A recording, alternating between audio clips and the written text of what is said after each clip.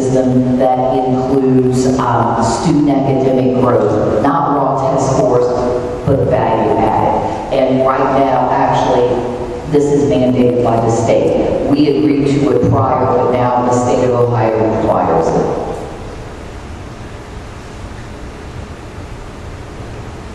And all this community support and collaboration with the Cincinnati Federation of Teachers has helped us improve academically. Now, for 2 years, we were effective. This current report card, we did miss effective by 1.5 points, and we are in continuous improvement. But as you can see, these are the schools. There were 13 schools in academic emergency 5 years ago. And you can see we're down to 3 schools, and we have closed 2 of those schools. So we have moved more schools into the excellent and effective range. We're at 88.5 on our performance index, which is continuous improvement for this year. We needed a 90 to be effective. Now, the problem is, everything is changing on the state report card. So all those charts you've seen, all those rankings, everything is going to change in the new state report card. They aren't the new performance index will be one piece of it. There's 6 large categories. The state board has not decided on how they're going to put the weight on the various components. So that has yet to be determined. But this August, when we get our report cards, it will be completely different, and there won't be the excellent and effective categories. There will be a variety of other indicators. It'll end with letter grades, and they moved away from numbers for letter grades. One of the things we did to improve academic performance was we put extra resources in our 16 underperforming schools when we had the AARA funds available. Now those funds have gone away, so we don't have as many resources, but we've looked to the community to come in and help us in those underperforming schools, and we did have to redesign a number of our schools. We continue to, even though we struggle with the budget, we just know that choice has been something that the Cincinnati community values. So we still have our great magnet school programs and our high schools where you don't get assigned to a neighborhood school. You're given a Metro Pass and you may choose the high school program that you desire, even if it's across town. Several of our new schools was a gifted academy because there's lots of legislation coming out of the state that, in fact, in the last 2 bills, there's been legislation saying that in each of the 13 regions, they wanted a charter gifted academy. Well, when we saw that, we realized, do we want a charter school taking our best and brightest kids? So we have a gifted academy, because otherwise we were very concerned that legislation would allow someone to open it and take our youngsters. We have a digital academy because these days there's just been an incredible growth in online learning. And a lot of our youngsters actually were going to an online school in Akron. And we thought, well, now this is crazy. They're logging on to Akron when they could be staying with us. And also we reopened Hyde Park Neighborhood School and kept Taft's demo open.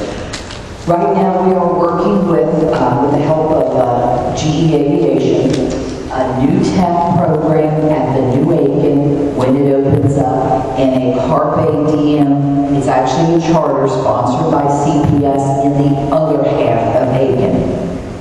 Because Aiken is a 1,000-seat building, and we figured this will be a 21st century campus. New Tech uses project-based learning with youngsters using technology, and Carpe Diem is a blended learning online program. So we're hopeful. In fact, the enrollment projections were great at Aiken in terms of youngsters choosing to go there next year. And C, that is the residential charter that we have sponsored, that they're fundraising for the dorms privately. We have leased the land at the old Highland site in Baltimore and Westwood Northern, and they're scheduled to open not this summer, but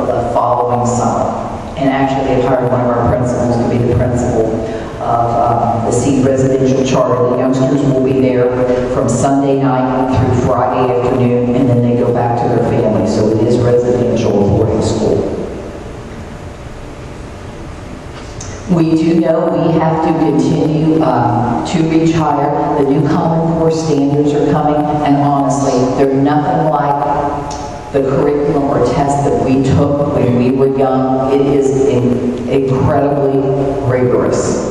And the drive behind the Common Core is to have all 50 states be involved in this rigorous curriculum with tests that are comparable, because right now every state has state standards, state tests. You really can't compare from one state to the next, and this is what the Common Core drive is. And we're fortunate that the GE Foundation has provided us opportunities to meet the authors who are writing the Common Core, the new assessments, so we feel like at least we know what's coming. But our youngsters and our teachers, we're going to struggle to meet these new rigorous standards.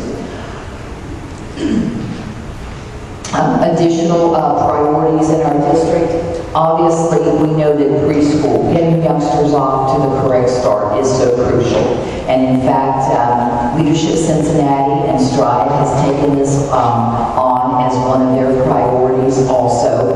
The problem is preschool is not funded in the K-12 budget.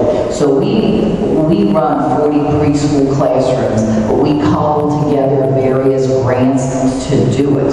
And believe it or not, the previous administration before our current governor actually cut our preschool dollars, and those dollars have not returned.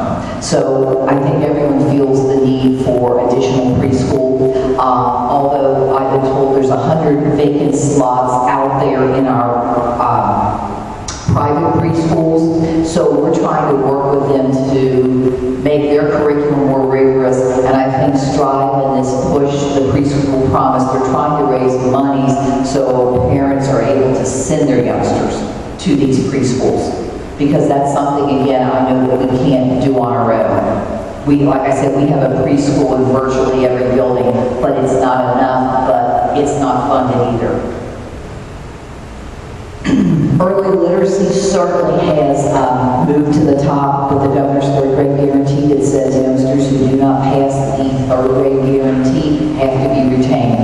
So we have hired reading specialists in our schools and are working very hard that we don't have youngsters retained, because we know retention usually causes a youngster to drop out later because they're overage, they're struggling. So our third grade reading test scores, 74% of our youngsters passed the third grade reading test last year, and we're hopeful that those numbers will go up. But you can see we still have about 25% of our youngsters who are struggling readers at third grade. And you know, oftentimes when we look back and track them, these children didn't go to preschool, weren't able to pass the kindergarten readiness test, and oftentimes transferred between and among our district, other districts, charter schools, were very mobile, and here they are in third grade, really, really struggling.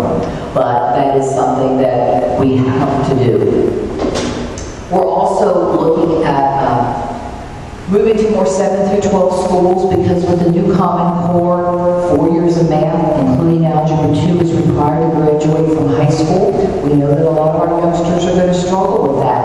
And if 4 years of math are required, and you're trying to graduate from high school in 4 years, if you fail a math class, you're in trouble, because then you're trying to take 2 math classes at the same time, and that's already your weakest subject. So with the 7 through 12 structure, we can start letting youngsters take Algebra 1 in 7th or 8th grade, and that way it does give them 5 or 6 years to make sure that they have their 4 years of math, because again, we're concerned that